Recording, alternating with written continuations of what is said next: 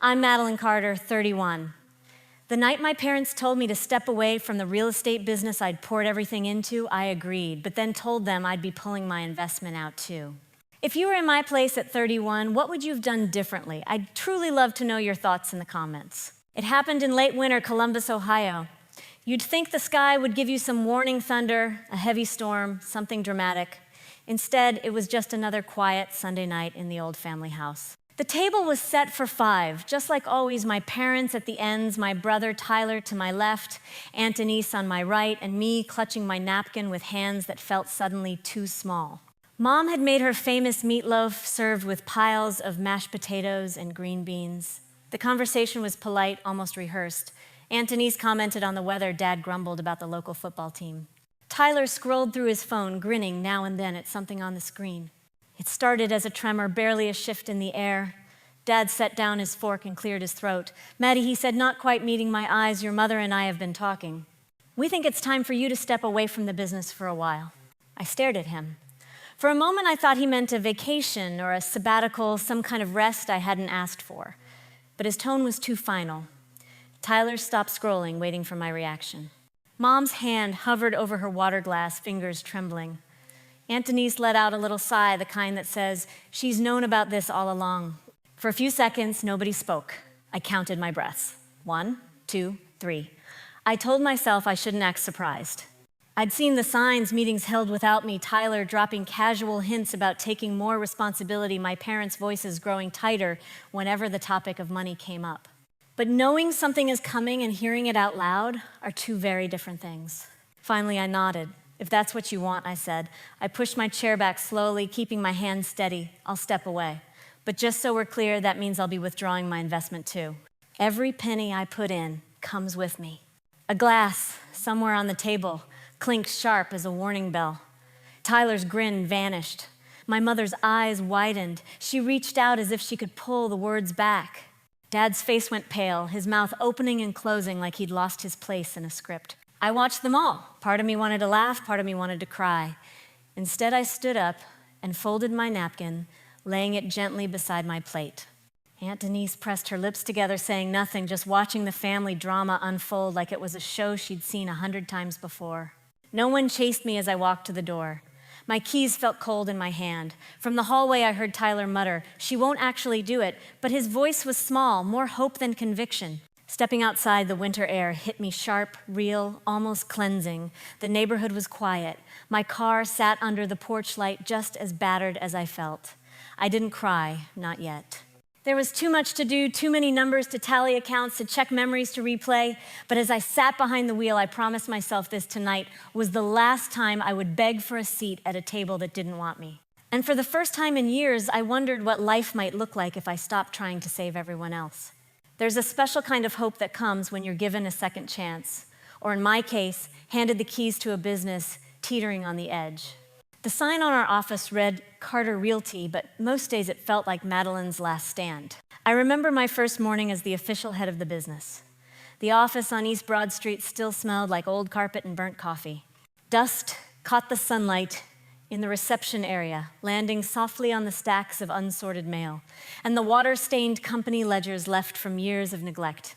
Dad had left a box of donuts as a gesture of support. I smiled as I set my laptop down on the chipped desk, more determined than ever to prove that I could pull this place back from the brink. The numbers weren't kind. The business owed taxes, the roof leaked, and the client list was thinner than the ice on the Scioto River in March. But I had my savings built up from years of tutoring, odd jobs, and careful planning. $55,000 every cent I had funneled into keeping Carter Realty afloat. Mom hugged me in the doorway, whispering, "You're good with numbers, Maddie. You'll find a way." Dad clapped me on the back, proud but distracted already, talking about how the family name meant something in Columbus. Tyler strolled in just before noon, all effortless charm and the faint smell of expensive cologne. He slung his backpack onto the couch, grinning. "Hey sis, can I borrow your truck? I'm checking out a car at the dealership." I handed him the keys, watching as he swaggered out. That first week, it was just small requests, a ride, a few bucks for gas help with paperwork. I wanted to believe he was growing up, ready to pull his weight. But patterns have a way of repeating themselves. Within months, Tyler asked for a loan to buy a used pickup. $15,000, he said, and he'd pay it back once he got his big break. Dad vouched for him. He just needs a leg up, Dad insisted. You can spare it, Maddie. I started a spreadsheet. I told myself it was just for tracking, nothing more. But each row added felt heavier truck loan, apartment deposit, emergency credit card bill. Tyler's name appeared more often than mine. Meanwhile, I worked 60 hours a week, no salary for 2 years, eating microwaved meals in the back office to save every dime. I repaired the old copier myself, painted the conference room after hours, took calls on weekends. I cut deals with local vendors, fixed leaky pipes, learned to read every line of every contract. There were nights I slept on the office couch, afraid to go home and hear my parents argue about money. Aunt Denise came by from time to time, bringing pastries and her particular brand of advice. Don't be so hard on your brother, she'd say, dropping off a casserole. He's figuring things out. You're always so organized, Maddie, you'll make it work. I tried to shrug it off. After all, family businesses are messy. I told myself every dollar spent was an investment in our future. Every favor done for Tyler was proof that I was a good sister. Maybe if I worked hard enough, everyone would see how much I cared. I kept receipts in a shoebox under my desk, every invoice and bank statement sorted by month. I set reminders for tax deadlines negotiated with the IRS, paid off utility bills that were months overdue. There were days I'd leave the office exhausted and bleary-eyed, only to find Tyler waiting in the parking lot asking for cash to cover a last-minute emergency. Through it all, I clung to hope. I pictured our company thriving, my parents relaxing in their retirement, Tyler finally stepping up. I wanted so badly for it all to matter, for someone to say, "Thank you, Maddie. We couldn't have done it without you." Looking back, I realized I was keeping more than receipts and ledgers. I was stockpiling proof of my effort, of my loyalty, of the ways I was holding everything together. The numbers told a story no one else seemed interested in reading. But in those early years, hope was still stronger than doubt. I thought that with enough work, even the messiest family could be fixed. I believed with everything I had that my place at the table was secure. As I locked up the office one night, Tyler texted to say he needed help paying his rent. I sighed, opened the spreadsheet, and added another row. For as long as I can remember, I've always tried to make things right. Columbus, Ohio. The years between 27 and 29 are a blur of late nights, tired mornings, and the constant hum of responsibility. By my second year running Carter Realty, the business was no longer on life support. I had negotiated payment plans, built up our client list, and managed to put out most of the financial fires.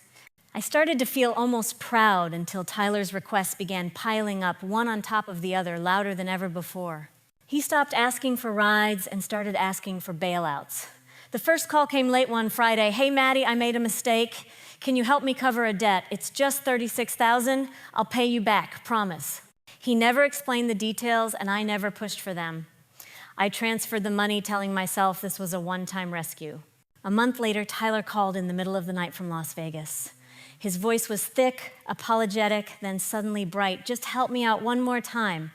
I lost track of my card, and now I can't check into my hotel. Can you clear the balance?"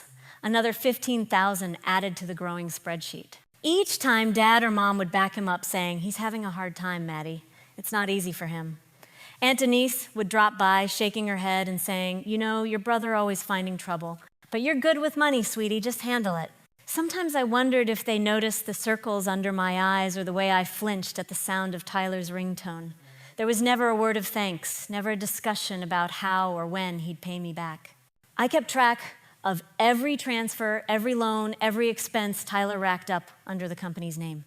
He called them business expenses, but the receipts told another story: dinners at upscale steakhouses, shopping sprees, bar tabs longer than some of our contracts. More than once I scrolled through his social media feed to see photos of new watches, fancy sneakers, and weekend getaways. The office became my refuge and my prison.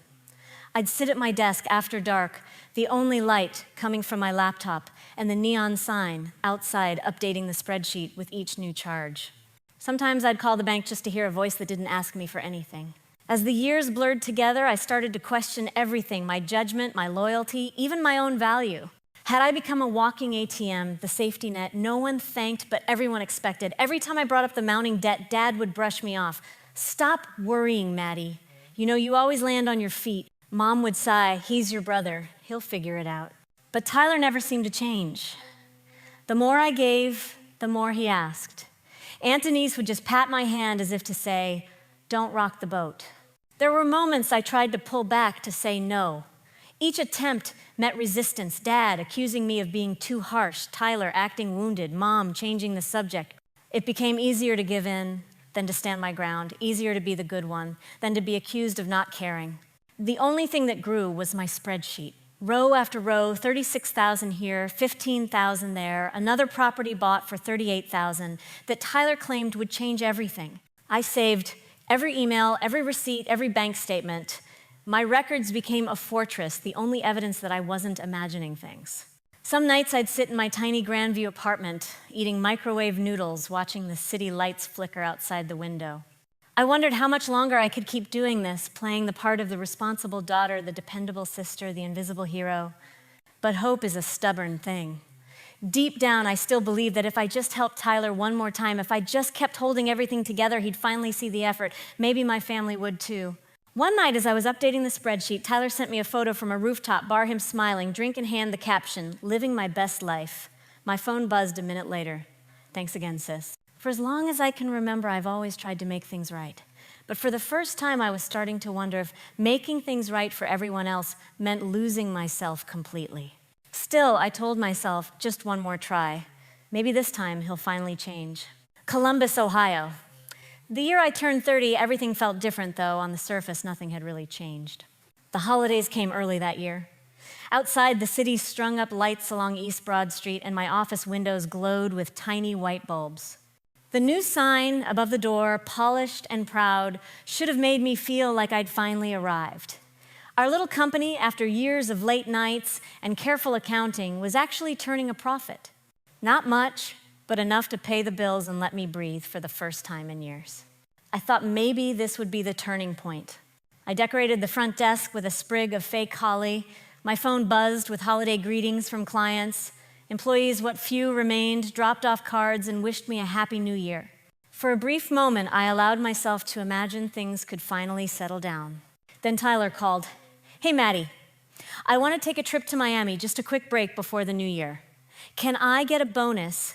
It wasn't the first time he'd asked for something extra, but this was the first time I hesitated. I scrolled through my spreadsheet, the numbers screaming at me, 36,000 for his debts, 15,000 for his credit card, 38,000 sunk into a property he never managed, and another 55,000 in my own savings, all poured into the company. The total was staggering, more than 130,000 over 5 years. I documented every penny, every rescue, every time I'd put him before myself. "Not this time, Tyler," I said, my voice quiet but firm. "The company can't afford it. I can't afford it." He laughed, thought I was joking. When he realized I was serious, he turned cold. "So now you're just going to leave me hanging after everything?" I ended the call, my hands shaking. I stared at the screen, watched the holiday emails roll in, then closed my laptop. The joy of the season drained away. A few days later, Mom called. "Why are you being so hard on your brother? He just wants to enjoy the holidays." I tried to explain, but she wasn't listening. Instead, she pivoted, talking about Tyler's childhood asthma, his stress, his bad luck. Anthony sent a text, "Try to see things from his side, sweetie. Family first, right?" For years, I'd buried my own needs for theirs. Every bonus denied felt like a betrayal, every refusal a declaration of war. But this time, something inside me wouldn't give. At the year-end company review, I sat alone in the office tallying up the numbers. The spreadsheet glared back at me, all those lines, all those transfers, all those silent sacrifices. The total was a wall between me and the people I loved. I realized I'd never once been thanked. No one ever asked how I was holding up, if I needed help, or if I was okay. I tried one last time to reach out. At Sunday dinner, I brought up the company's struggles and my exhaustion. My words barely landed before Tyler cut in, bragging about a friend's new condo in Miami. Dad nodded, Mom changed the subject, Aunt Denise filled her glass with iced tea. That was the moment the last thread snapped. I drove home through silent, icy streets. The radio played Christmas songs, but all I heard were numbers: 130,000, 5 years, 1,000 nights spent worrying. In my apartment, I flipped through the year's receipts, my hands trembling. I wasn't angry, not anymore. I was just tired of saving, tired of hoping, tired of being invisible. I stood by the window and watched the snow fall. In the street below, a single street lamp painted the night silver. I thought about all the times I'd given Tyler one more chance, all the times I'd believed my family would see me, appreciate me, love me, not just for what I did, but for who I was. If they hadn't noticed by now, they never would. That night, I sat at my desk and opened my spreadsheet one final time. I stared at the total, at the years of sacrifice, stacked up in neat rows and columns. For once, I didn't cry. I closed my laptop, turned off the lights, and stood for a long time in the quiet, empty office. I knew then if everything fell apart tomorrow, I wouldn't be the one picking up the pieces. The night after everything changed, Columbus was blanketed in quiet. I sat alone at my kitchen table, the hum of the refrigerator, the only sound in my tiny Grandview apartment. Outside, the world was washed in January gray. Inside, I was running on nothing but resolve and old coffee. It would have been easy to let everything slide, to answer Tyler's text, to call Mom back, to say yes just one more time. Instead, I powered up my laptop, opened the folder labeled Family Business, and clicked through my records, feeling the weight of every transaction. I started with the biggest one. $55,000 my savings now, on paper now, something I could reclaim. I logged into my business banking account, the numbers so familiar they felt like an old bruise. Line by line, I matched every deposit, every temporary loan to Tyler, every business expense that somehow became a new pair of shoes or a weekend trip. It was tedious, but also strangely freeing. For years, the spreadsheet had been a chain proof of my burden. Now it was evidence, a key to my own escape. I drafted an email to our CPA, laying out each amount I would withdraw, attaching a scan of every receipt and note. My words were clear, almost cold. Please process the following disbursements effective immediately. These represent my personal investment and reimbursements owed. I copied our family's banker, CC'd my parents and Tyler, and hit send. My phone vibrated within minutes. Tyler first, a string of texts that started with, "Are you serious?" and slid quickly into, "You can't do this to us." When I didn't answer, he called. I let it go to voicemail. Then came Dad. "This is just a misunderstanding, right? We can talk this through." Mom tried next, her message softer but laced with panic. "Maddie, think about what you're doing. We're family." I poured myself a cup of coffee and read each message twice. For the first time, I didn't feel guilty for saying nothing. That afternoon, I gathered every hard copy. I had bank statements, legal contracts, emails from the past 5 years, and placed them neatly in a blue folder. My hands shook as I labeled it, "For accountant only." I set it by the door, ready to deliver the next morning. Flashbacks crept in as I worked Tyler's grin when I handed him money, Dad's reassurances, Mom's tired gratitude. I remembered each time I told myself it would be the last that things would get better. But hope, it turned out, was just another way to stay stuck. Tyler tried one last time, calling late that night. His voice cracked between anger and desperation. "You can't just walk away, Maddie. The company needs you. I need you." I took a breath. "I'm not doing this anymore, thank you. I'm taking what's mine and moving on. You'll have to figure it out yourself." The silence on the other end was so long, I wondered if he'd hung up. Finally, he said, "You're not really going to leave me with this mess, are you?" I didn't reply. I hung up, blocking his number for the first time in my life. That night, I sat on my tiny balcony watching the city lights blink through the winter haze. For the first time, I let myself imagine a future that didn't include cleaning up Tyler's mistakes. I thought about the person I could be if I stopped saying yes, if I stopped carrying a load no one else would lift. I closed my eyes and listened to my own breathing. In and out, steady and sure, my boundaries, once invisible, had become solid as brick. Early the next morning, I dressed in my warmest coat and carried the blue folder to the accountant's office downtown. The air was sharp, biting at my cheeks, but I felt lighter than I had in years. When I handed over the folder, the receptionist smiled and took it without question. It was done. My part, at least. I stood on the steps outside, staring up at the pale Ohio sky, and let the cold settle around me. For the first time, I didn't feel alone. I felt free. Columbus, Ohio, early spring. The days stretched longer, but inside Carter Realty time seemed stuck. Without my steady hand, the office on East Broad Street felt hollow. The potted plants sagged, the phone rarely rang, and Tyler's voice echoed with a false bravado that fooled no one. It didn't take long for the fallout to hit. The first hint came as a text from one of our longest-serving employees. "Is payroll coming this week?" I forwarded the message to Tyler, already knowing the answer. He replied, working on it, but there was panic under the surface. For years, he'd relied on me to smooth out every bump, fill every gap, cover every slip. Now there was no one left to cover for him. Within days, the accountant emailed the family. The subject line was cold and businesslike, payroll and outstanding accounts. The numbers were in black and white. Without my capital, the company couldn't meet its obligations. Vendors began to call, then stopped calling altogether. The cheerful greetings from clients dried up, replaced by curt voicemails. Let us know when you can pay your bill. Tyler tried every tactic. He started with guilt. Don't you care what happens to the business? Then pivoted to anger. You're just doing this to prove a point. Dad sent a long, rambling message about how families stick together, while Mom's calls came late at night, her voice shaky, asking if I was sure about my decision. I met each request with the same steady reply. All questions about finances should go through the company accountant. The line was simple, unyielding, and for the first time in my life, I did not waver. One chilly Tuesday morning, I met with our lawyer in a cafe near downtown. He reviewed my documents, nodding as he read through each contract, each withdrawal form. You've protected yourself well, Madeline, he said. Everything here is airtight. I sipped my coffee, watching people pass by the window, students with backpacks, nurses in scrubs, families laughing. For a moment, I envied their easy freedom, but I also felt a new sense of calm. For once, I wasn't living in fear of what would happen if I said no. With the legal details settled, I allowed myself a small celebration. I ordered a pastry, sat outside in the crisp sunlight, and watched the city move around me. It was the first time in years I'd done something purely for myself. Tyler's pleas became more frantic as the weeks wore on. He sent emails at all hours promising to pay me back, then blaming me when nothing changed. I read each one, then filed them away. My resolve held firm. Dad stopped by my apartment, once dropping off a box of old family photos and some homemade cookies. He lingered in the doorway, wanting to say more, but unable to find the words. I thanked him and let him go. Mom sent a handwritten note. We miss you. It isn't the same. I placed it in my desk drawer next to my old pay stubs. In the quiet, I started to build new habits.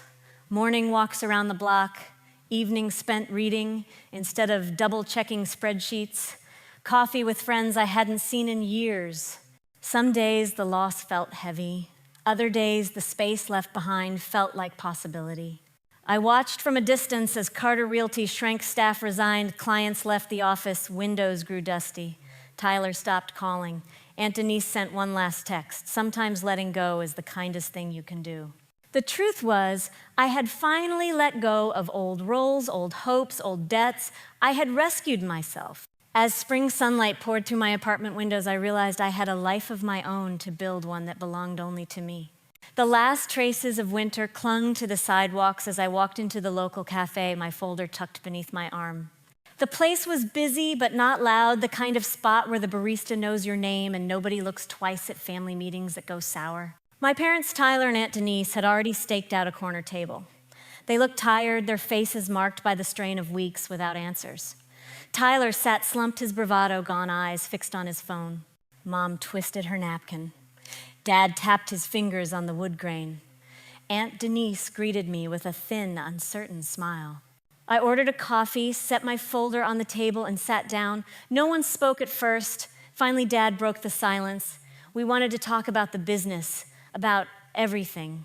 Tyler looked up, searching for some trace of sympathy. You know it's been hard. Without you, things fell apart. Payrolls, late clients left. Can't you just come back, help out for a bit? His voice sounded smaller than I'd ever heard it. I opened the folder and slid a neat stack of papers across the table. This is everything you need to see. Every dollar I invested, every payment I made to keep Carter Realty going, every time I bailed you out, Tyler. Every loan, every transfer, every receipt. He glanced at the numbers and looked away. Mom dabbed her eyes, voice shaking. We never meant for it to be like this. We're family. We always believed you'd be there. Aunt Denise added, Tyler just needs more time. You know he's not as strong with details as you are. I shook my head, my voice steady but gentle. This isn't about details. It's about respect. I'm not your bank. I'm not your scapegoat.